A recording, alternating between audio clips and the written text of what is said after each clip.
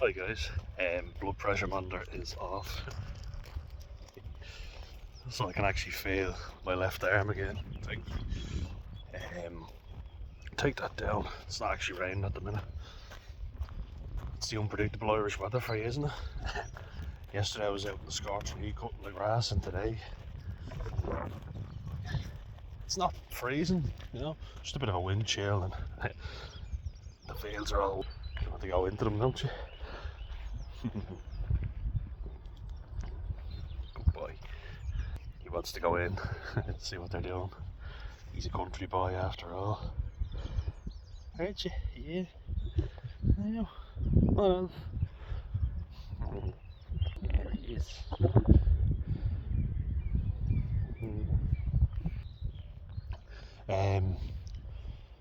What I wanted to talk about in this video, and it'll probably sound a bit familiar. I was thinking of whether I'd title it this or not, but what women want. Jesus, I'm not a fucking expert, so I couldn't say categorically what they want, but what I want to say more so is what my experience has been, and everything I got wrong about young women and what I found they actually liked. This isn't having to go at women, this is having to go with myself, which I'm good at. And everything I got wrong and all the mistakes I made. Just kind of thought, I had a really good conversation. Whimsy, that's I'll give you all a shout out because I've got a few people commenting on my video, just discussing false accusations and social media, amplifying every mistake young men make, and how there's been a lot of fatherless homes and how that contributes to weak young men, essentially. As I say, I'm no expert necessarily, it's all just my personal experience. So, every so often I'll just have to mention that, look, it's not necessarily fact, it's just what I think and what I've come to find, really, which people can't dispute. What they can dispute is, well, if I start claiming to be an expert in psychology or whatever, then you could argue, because I'm fucking not. Definitely not. Just have an interest in it, so disclaimer, I'm not a doctor and I'm not a clinical psychologist or psychiatrist or anything like that. What I am is just an awkward, anxious, autistic man who has had a lot of awkward experiences, and basically they've taught me more than anything else. I've actually learned so much by just trying and failing, which is why I'm a big advocate for encouraging people to just try. I know it's kind of funny because I agree with Charles Bukowski's theory of, well, not theory but philosophy. If something takes too much effort, why bother trying? But that's definitely for another video and I'll go into that definitely in the future. There's a few contradictions that I know in a few of my videos which I've become aware of myself, but I guess the reason for that is because I think you can always find something useful in everyone's point of view. Even if they're opposing points of view, you can still find something useful from it. I don't think everything is useless. I had a lad completely disagree with me and argue with me in the comments, and I've made a video responding to that, where I just basically go, look, he's got a point, he's not completely wrong, but he's coming at it the wrong way. Nobody ever did anything for me, so fuck you, and you want to say I did nothing for you, you can go fuck yourself and all this stuff. And again, missing the point. But he gives his own personal experience of how he was treated, and I think that's important to look at. And why is that?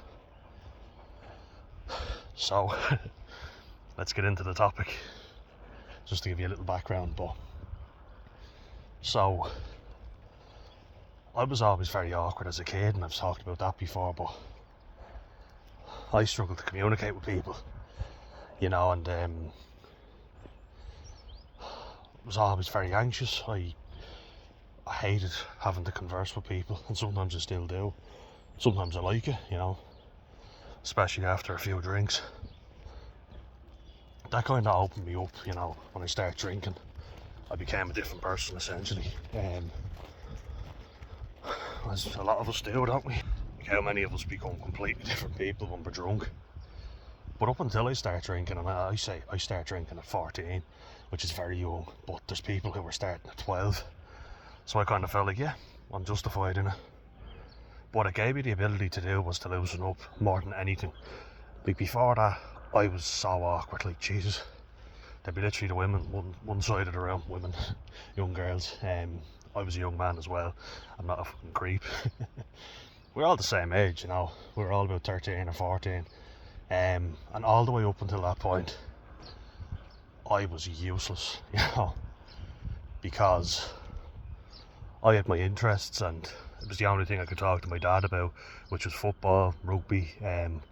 All I cared about was training, which is good. It's very good. It wasn't stress-free, like it definitely had its anxieties, and I was very hard on myself. So that was my dad's philosophy: be hard on yourself. He always said that. Be hard on yourself, you know, honestly. You don't have to fucking tell me, I already am. I need to do the opposite.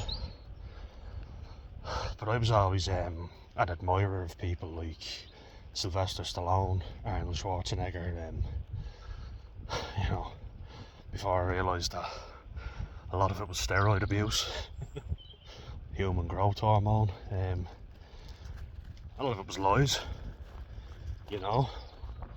But I literally followed all that thinking that's how to be a real man, you know. It's all bullshit, really.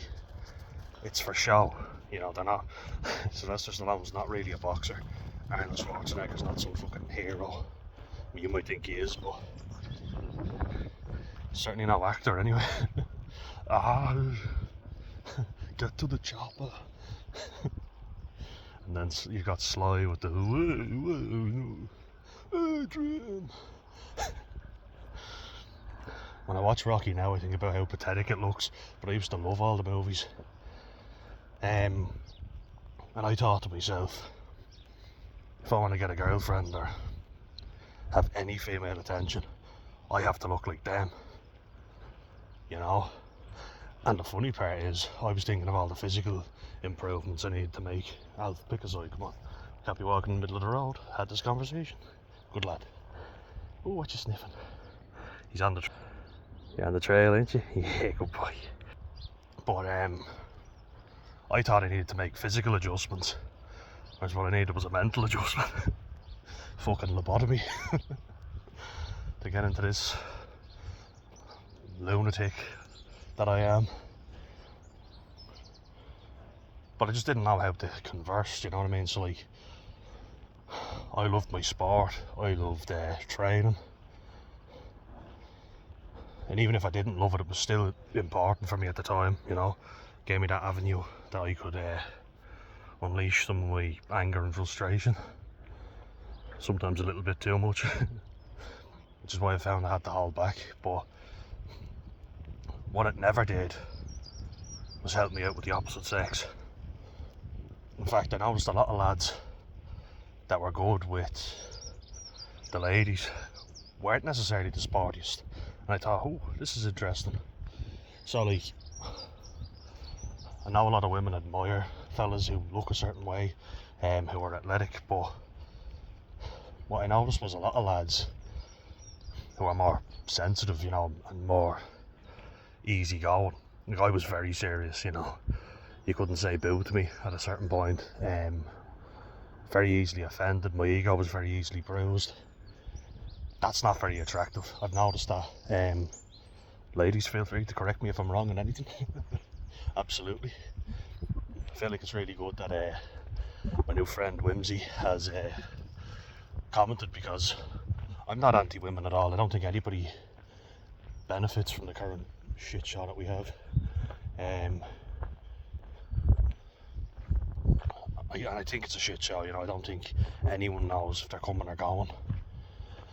And I think we're all very confused, aren't we? But you would, like, you would often notice that, you know. So I noticed that the way I was living, and the things that I prioritised that I thought were going to get me a lot of women were actually get me a lot of male attention, you know. And I liked it, you know. I thought to myself in the gym when I was lifting heavy weight, it was like, oh geez, you're strong, mate. And lads were looking over and, you know, giving you a fist bump or a high five. Fist bump. Remember Cartman in South Park talking? Fist bump. When he shoots him. I heard they're making another season of that, my brother was saying. And apparently Diddy's going to make an appearance. But I noticed that a lot of times where I saw, you know, really big macho sort of lads. It was all kind of real lads, and I always wanted to be like that. I always thought that was the epitome of manhood, essentially. How cringy is that, right? But it only got me male attention. I mean, which is good, you know, make a brotherhood and all that stuff, but I was very much fake masculine, if you like. You know, I was trying to portray an image that was not me at all. Because I would be naturally more sensitive. I think neurotypical people generally are, aren't they? Which is not a bad thing. Even as I say it, I think, oh, naturally sensitive and you're supposed to be a man and all this. That's not good, you shouldn't be doing that, you know. Can't convince Elf to go any further. We're going back. But I'm sensitive with him, like I talk to him and there's nothing wrong with that, you know. And like going to an all boys school, I think it fed into my toxic masculinity a lot. Then I worked on building sites in the summers, worked in offices as well. Like in building sites, you get you know your most toxic men, some funny lads as well, and some good lads. But you got a wave, yeah. Happy days. But you're not going to find the love of your life on a construction site, put it that way. When I did a bit of filing and, you know, paperwork, just helping people out, and then there was a head lab technician in a wastewater treatment facility, and I was helping her out, and I kind of had a bit of a crush on her, but you know, I started interacting more with women, and from what I noticed, they really preferred if I was relaxed and didn't take myself too seriously. You know, had a laugh. It can be quite supportive as well, and I spoke about female friends of mine who turned out to be, you know, behind my back, and they're definitely better at mind games, I will say that, you know. Lads are getting better at it, but we're still more, you know, slagging you off to try and look cool, and if we can put you down, we somehow prove that we're the alpha male, you know, that bullshit. I hate all that crap, by the way, I fucking hate it. You know, all the competition stuff.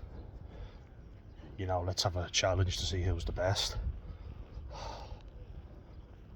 But I mean, I was guilty before of being in that type of environment, and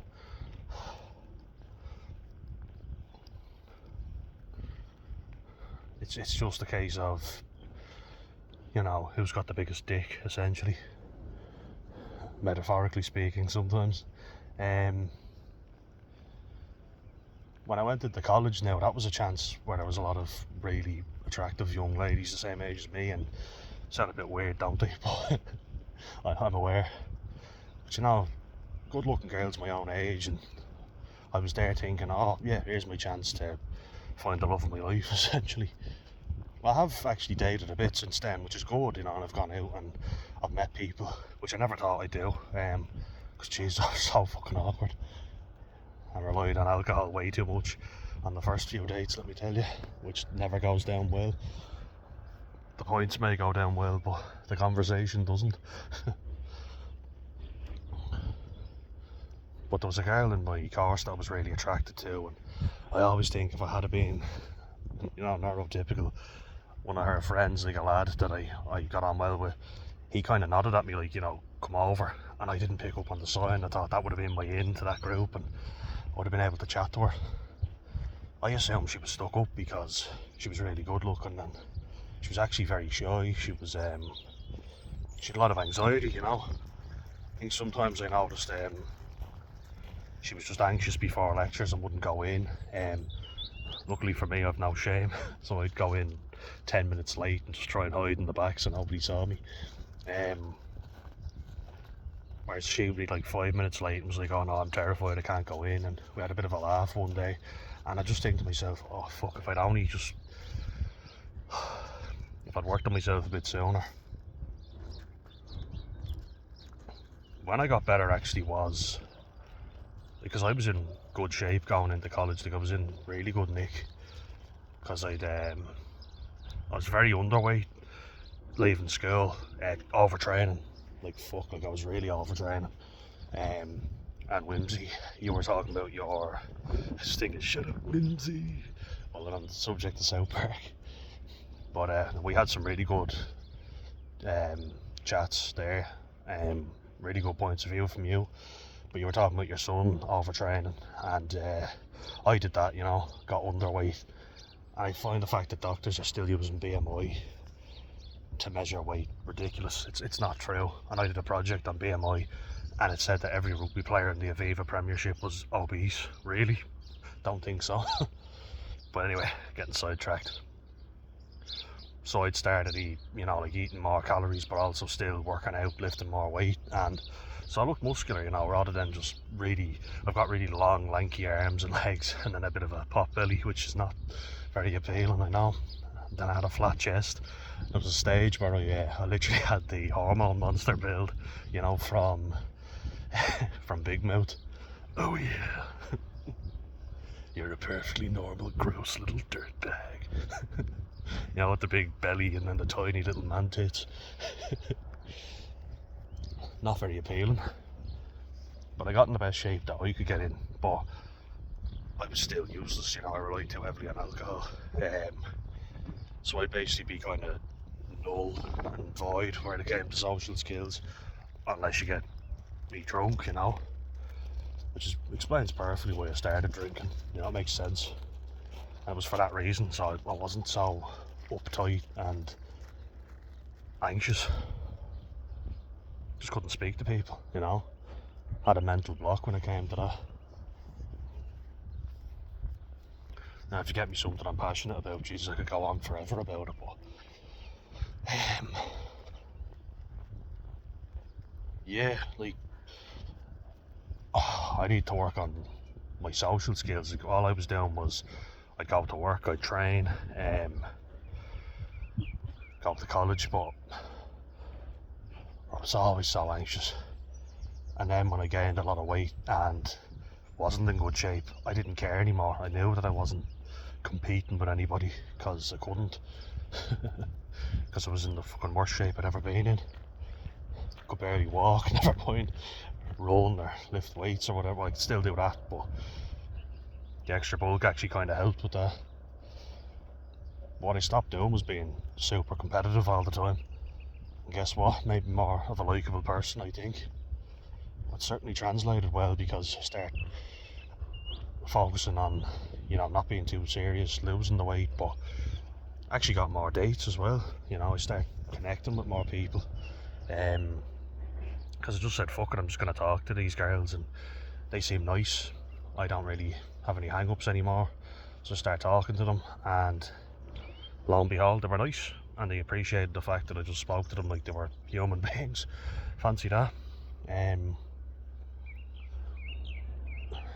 like, I got quite resentful, and I just want to say it now because I didn't act on it, and luckily I had the experience that I actually made the effort and started speaking to people and realised they're not bad, and actually that was all me. I was projecting that onto them. They're perfectly friendly, so why would I do anything nasty to them? You know, you can be friends with them. They don't have to go out with you if they don't fucking want to. That's their decision. That's perfectly acceptable, you know. If you start blaming everybody else without working on yourself, that's on you. Like, and I've talked about the poor treatment of men, and I believe 100% that does go on, but I'm not saying it's easy, but you've got to work on yourself, because if you don't blame a young woman if she doesn't want to go out with you when, you know, you're very overweight, you've no ambition in life, you've no goals. Personally, I've no problem with that. You know, if you don't want to go out with a fella because, you know, he doesn't look after himself, that means he can't look after you, you know, and I get that. That's fair. That was something I wasn't willing to accept. Good boy, come on. Come on. Until I actually start having a look within. And realising that, yeah, I actually was in the best physical shape I'd ever been in. You know, naturally trained and all that, but that was the best I could look, and now I accept that. But that shit doesn't really matter when it comes to dating. Looking after yourself, yeah, of course, but being, you know, super ripped and all, and really vain and egotistical, I think eventually that leads to people getting sick of you, you know. This fella, good boy, he turned his back on Alfie, went over to somebody else. Bad friend. Didn't you, Bear? Yeah, he wasn't a good friend to him. Two of them are normally thick as thieves.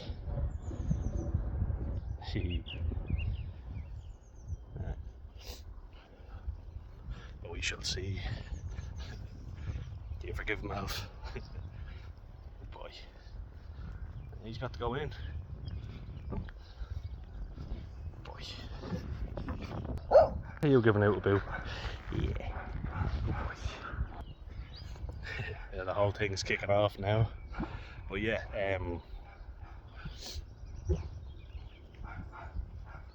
don't blame others for your shortcomings. I also don't think it's fair that if a lad makes an effort and asks someone out, you don't have to be cruel about it. You know what I mean? You can say it in a respectful way. Sorry, I'm not interested, or it's perfectly fine. Nothing wrong with that. And actually, that builds growth. You know, you can kind of go, oh, that wasn't so bad. But if some bitch says to a fella, oh, you think you have a chance with me? You're pathetic and all this. Like, you know, you could, as I say, I always use him as an example, but you could look like Alan Richardson, have a shitty personality, so all you're really going to find is a lot of shallow girls that are only interested in you because of the way you look. And yeah, you might have an absolute shagathon, but you're not going to form any deep, meaningful relationships. I mean, that might be your goal, you just want to shag as many people as possible.